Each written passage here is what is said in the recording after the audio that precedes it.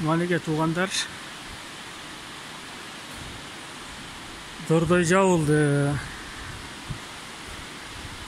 3 жумага жабылды. Эч ким жок. Тиякта адамдар жүрөт, алар өздөрүнүн контейнерлерин уборка кылып иштешип, ошондой неме кылышып атат. Мына центральный переход болот. Бул жерде контейнерлерди эсли алам десеңиздер, 100 миң долларга чейин буларчы.